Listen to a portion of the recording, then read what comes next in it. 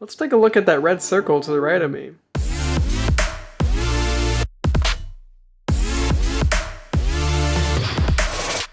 So what's up, y'all? I'm using the 1700 in my new build, and let's test out the RYZEN Spire Wraith cooler, which is the one that comes stock with the 1700. 1800 and 1800 extra come with the Spire Max, which is a little bit bigger, has a higher TDP. The TDP on this little thing is 95 watts, which is actually 30 watts more than the TDP of the CPU, which might allow for some overclocks, maybe just a few hundred extra megahertz.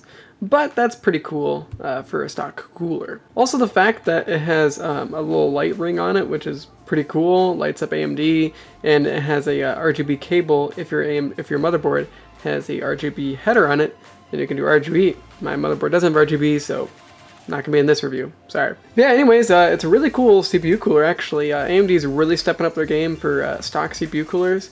A lot of people, unless you're doing significant overclocking, or you want a really quiet rig, I wouldn't even suggest getting a new CPU cooler because this thing's pretty dang awesome.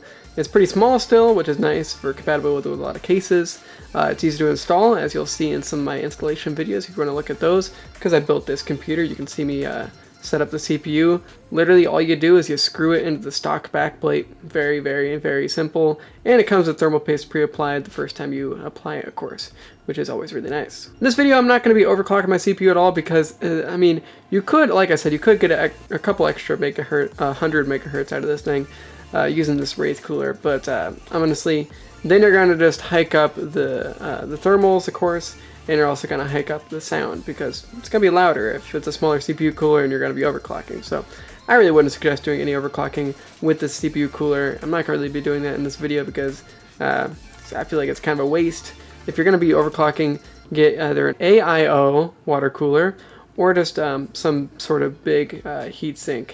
Even a Hyper Evo 212 would honestly be fine for, you know, like 500 extra megahertz or something like that probably. So as you guys might be able to maybe tell, I have AIDA64 running in the background here, and thermals really aren't that bad. Let's see, it's been running for 15 minutes, and it's pretty much leveled off at 55 degrees. And to keep note, I have it on the silent fan profile on my motherboard, on my Gigabyte gaming micro ATX board right here. So that's a good thing to keep in mind. If you had on a higher fan speed, it would obviously be cooler than that. But AIDA64 for 15 minutes, running 55 degrees, not too shabby. Though there has been some question about AMD thermals with Ryzen. I know Core Temp, which is the program I usually use, doesn't work with Ryzen yet, which kind of blows. You can use AMD Ryzen Master, but from my experience it kind of sucks. But that's all you can really use at this point, other than the fact that AIDA64 also tracks temperature.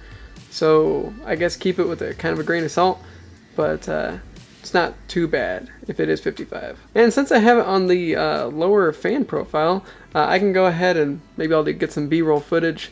I have it on the lower fan curve right now.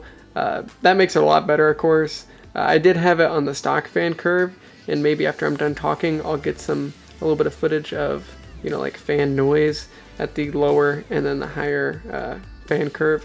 But if I was using this, I would suggest putting it on the lower fan curve, at least silent, or at the even better, make your own fan curve and drop that thing down, because it really doesn't need to be that loud, and it's still only 55 after 17 minutes at this point. That's really not that bad. Alright, so let's get into, maybe I'll just point the camera at the CPU cooler with first off the lower fan curve that I have right now, and then I'll do the other higher fan curve, the normal fan curve, as Gigabyte says in their motherboard BIOS. Alright, here's the lower fan profile, just still running AIDA64.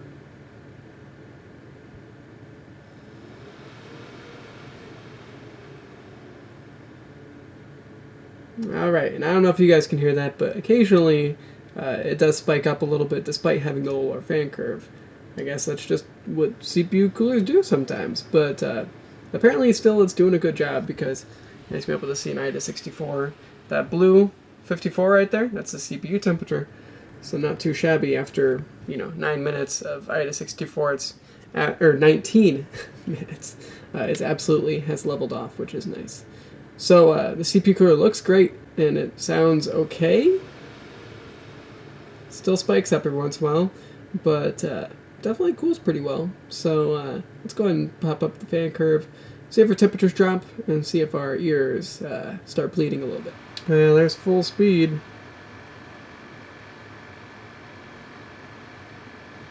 Yeah, it's a little bit on the loud side. Alright guys, here's the normal sound profile. Doesn't seem like it's too much louder, but then whenever it spikes up, it is louder. So we'll see if that happens.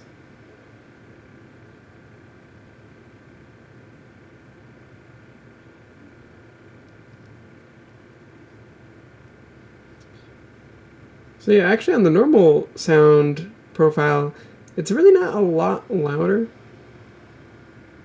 There it spikes up right when I go to talk.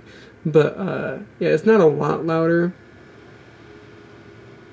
But then it does those occasional spikes, which I'm not sure if you guys are being able to pick up on at all. But if there's any suggestions out there on how to prevent those like random spikes in the fan, you know, speed, let me know. Because even on a low, even on a low fan profile with this Spire cooler, it's really noticeable whenever that fan picks up a little bit. It only picks up for like a second and then it goes back down. Those little pickups are just annoying to me. But let me know, you guys. Let me know if you guys have any solutions for that in the comment section below. Man, are they annoying sometimes. IDA64 has been running for a few minutes now. Pretty much probably gonna level off in 50 or 50 or the lower 50s. Probably gonna go a little bit higher than 49. But yeah, so not too bad at the normal fan profile. Really not a lot louder overall sound, but yeah, whenever it does spike up, whew, yeah. So there's my opinion on the Wraith Spire cooler. It's pretty good for stock speeds. The fan can still be a little bit loud sometimes though. I do think I'm going to go ahead and compare it to my Noctua cooler. I guess I'll go ahead and do that in this video. I'll just put it right at the end, but we'll see if the temperatures are a lot cooler. They should be, because it has heat pipes, and it's like more of a vertical cooler. This obviously is just like a stock cooler that's like smaller and everything, and doesn't really go vertical away from the CPU to really direct the heat away. Just dissipates it like right on top of the CPU. But anyways, so let's do that and kind of finish up the review really quick. Well, there it is, ladies and gentlemen. The Noctua cooler is in there, NHD15, in case you guys are wondering. Noctua's, I feel like it's our biggest cooler. There's like 12 heat pipes. As you can see, 2 big stacks of heat sinks and heat pipes pulling that heat away from the CPU. Installation was really nice. Of course I got the new mounting for AM4, and that worked really well. I don't think this case is really meant for this cooler is really meant for a micro ATX case, as you can maybe tell. Even like on like the fan, so like Noctua has like little fan like metal bracket things that like clip on there, and it's actually really easy. I had to bend the metal because it was too close to the GPU and it was touching the GPU. So I think this is very much going to be temporary, as you can see. I feel like I should have some more light, but like as you can maybe tell if it's not too dark, the CPU heatsink and the GPU are almost touching. Like they are a butt hair away. Let's see. But because of that, look at our CPU temperatures, 22 degrees Celsius, a lot cooler. We'll go ahead and start IDA64, and I'm sure temperatures will hype up a little bit, but we'll see what they go up to. But yeah, I think this is very much going to be a temporary CPU cooler. It's just way too big. I might have to get like a water cooler or something. Sorry about the text. But yeah, I might have to get a water cooler or something and utilize all this radiator space, because that's just way too cluttered in my opinion for a micro ATX case. Well, we're up to 34 degrees, which really isn't that much of a leap, honestly. Very impressive for the Noctua cooler. Fans are still kind of, I don't know if this is just a thing with AMD systems, because I feel like my Intel system doesn't do this, but like the fan, like the CPU fan, I think is what's accelerating. Like it accelerates really quickly, stays loud for a second maybe, and then it cranks back down. No idea why. Seems like it happens with every CPU and every fan in every fan profile, so I don't know. But anyways, the Noctua fan does keep it a lot cooler, in case you guys are wondering. I guess by like 15 degrees, so it's pretty impressive. But I guess it's the real issue with sound with RYZEN so far is why does it hike up so quickly? Why does it do that at all? I don't know. So if you guys know about that, let me know in the comment section below. But anyways, that's a good baseline. You know, 15 degrees higher than a pretty nice aftermarket cooler like this. I wonder if it's even hot. Not really. Wow. But ID64 is running, so still staying at 34. Cool stuff.